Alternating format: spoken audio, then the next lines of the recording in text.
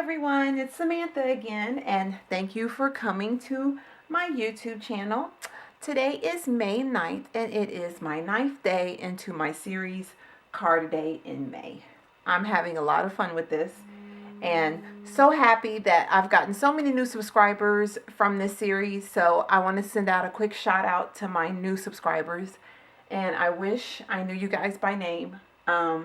But I want to thank you for subscribing to me, and I hope that you're enjoying the videos. And just with speaking with some of my personal friends who follow me on YouTube, they're really enjoying the videos and finding inspiration. So that gives me the motivation to continue on with this series, because even though it was very hard for me to get off the couch this morning because I was watching the news all day with all this stuff going on in the news, I was like, I need to get up there and meeting to my craft room and make another video for my day in May. And so here I am. So anyway, wanted to say thank you guys for watching. I really appreciate it, and I appreciate all the kind words and everything everyone's saying about the card so far. And while I don't have a tremendous huge following, it is nice that I'm able to touch some people with my work, or give you inspiration, or have you get in your room and start making things yourself, because that's really what it's all about. Just enjoying yourself and being able to create works of art, really, for friends and family. So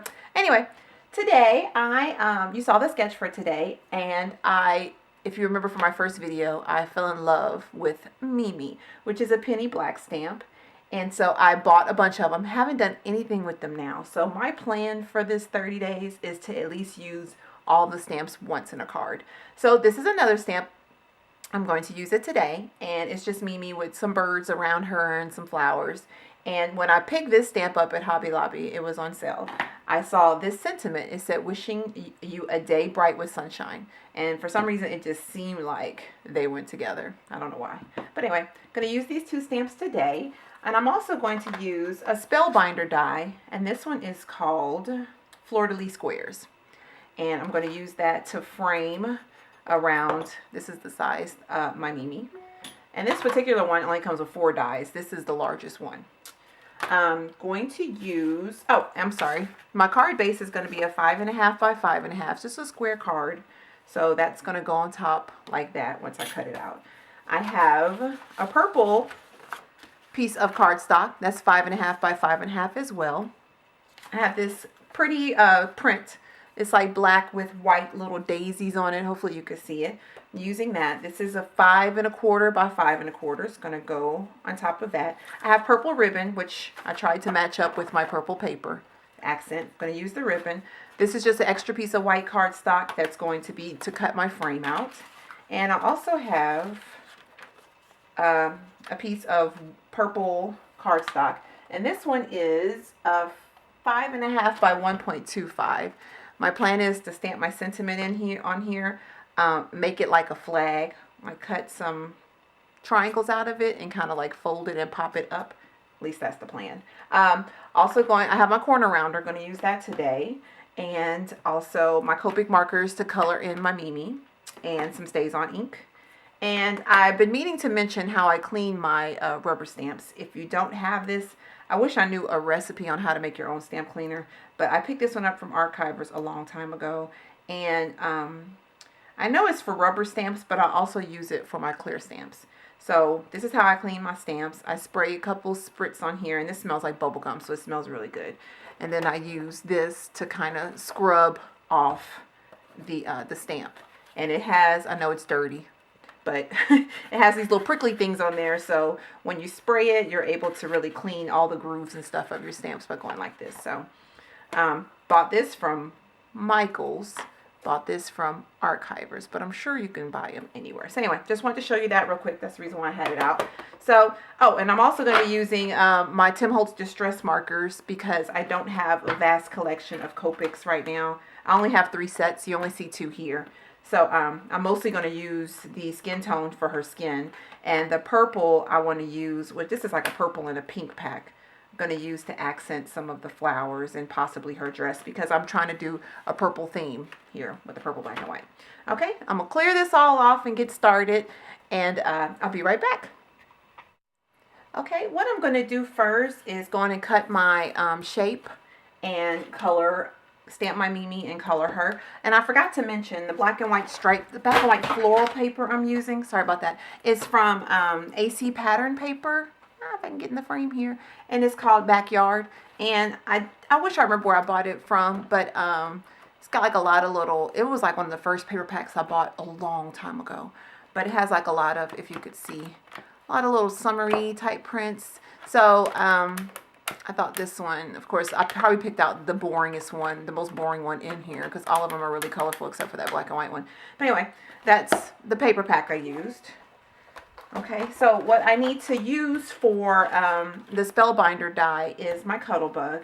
And I don't know if you do have any of these, if you take out the insert, it has really detailed instructions on how to use it for the different machines. Because even though it is a Spellbinder die, and people think, oh, I have to use it with my Spellbinder, it actually does have directions for a Cuddle Bug, and as well as a big kick with the Sizzix and all the other stuff. So anyway, if you get one, make sure you take it out, open it up, and read about it. There's a certain way you're supposed to sandwich it so you won't damage your Spellbinder die and use it properly. Okay, so I'm gonna get my Cuddle Bug and I'll get ready to cut this. Okay, with the Spellbinders, when you're using your Cuddle Bug, you're going to always use your A plate, then your C plate. You're going to put your Spellbinder die with the cut side up, which is where the ridges are. Put that up. Put your paper on top and make sure you cover it well or you'll miss some cuts. So it's covered.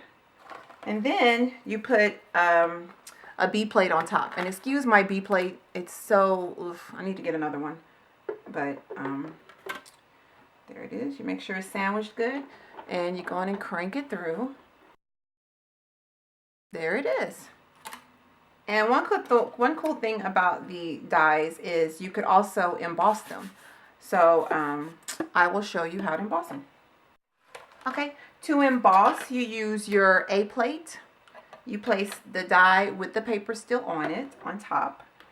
You have to have this little embossing pad. It's just like a little flimsy brown pad. You put that on top.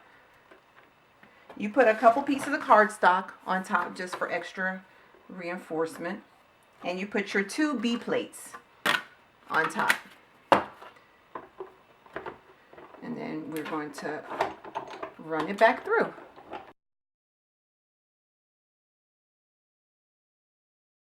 And here it is. Hopefully you could tell the embossing, and I was trying to be very careful when I was taking it out, which is why it was taking me a little time, because with it being so intricate, you don't want to tear it when you're pulling it out of the die. Okay, now that I've got it all cut out and everything, I'm going to go on and stamp my Mimi, and hopefully I won't mess this up. Okay, I got it stamped. I think it looks cute. Another thing you can do too is stamp the image first and then run it through the Cuddle Bug so you can have it centered, but I did it backwards. And I think I mentioned this on my last video. I am not a Copic expert, so I'll color it in for you. You can watch me, but please by no means take me as a guru when it comes to Copicing. All right, let's get started.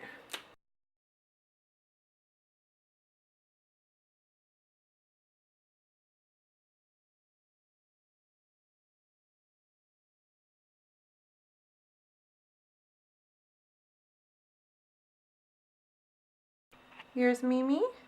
So I'm going to go off camera and color the rest of her in, and I'll be right back. Okay, I am done coloring her in, and I made a slight mistake during the coloring. That was partially because I was not paying attention, but I wanted each of the flowers to alternate the purple, pink, white, and blue.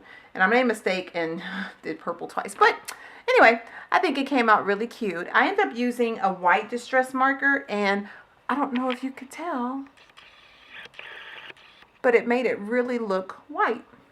Anyway, I think she came out super cute. I ended up using Copic's, my skin tone Copic for her hair. It was just the 2 darkest browns. And I used Copic's for her dress. But all the rest of them were using Tim Holtzig's. So, if needed, I will put the colors that I used. But it was a combination of blues and stuff. I mean, you can pretty much look at it and tell. All right, so now I'm going to get to assembling. I do have my pearls just in case because I'm thinking I might want to add some pearls on the edges. Okay, so let me get to assembling.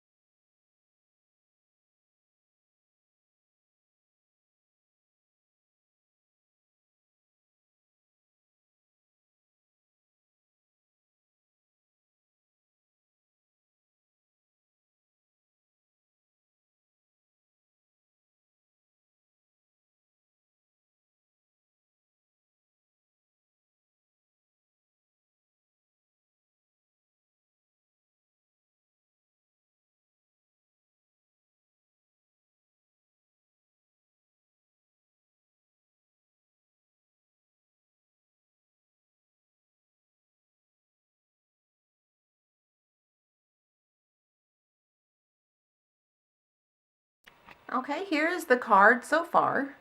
And when I glued my ribbon down on the back just to make it flat, I left this part unglued so that I could tie the bow on there. I find it easier to put the ribbon down first and then tie a separate string for the bow on the side. And then I glued it down just to reinforce it. I added some pearls here, and there's my Mimi. So you could stop here, and if you wanted to. I think it came out really pretty.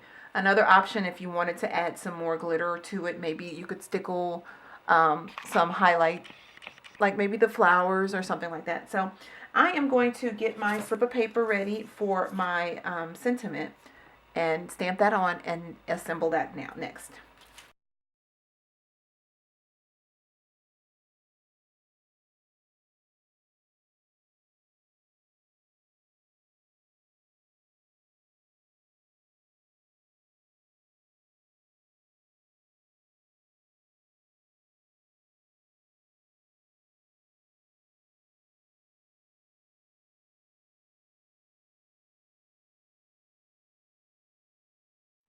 Okay, I just decided I wanted to add some dusty concord to the edges of my flag here. If you were watching, I just kind of oh, dropping it. I just kind of hand cut the flags out. If you have something that can do that, it'll be easier. But I just felt like I could just eyeball it. So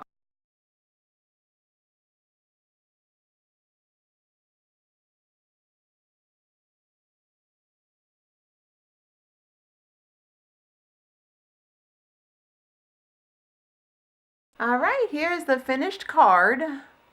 And sorry, I might have been off frame a couple times when I was doing this. I was having a conversation with my daughter as well as me trying to finish this card up.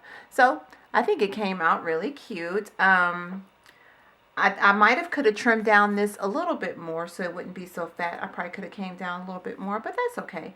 And what I did to adhere it was put some dimensionals behind it and then just kind of secured this down. I wanted to make it look like it was popping, of course, like it was more above the two little flag thingies in the back. And I know I did have someone ask me on one video what I do to keep my edges from fraying on my ribbon. I actually light them with a lighter. Just kind of burn the edges.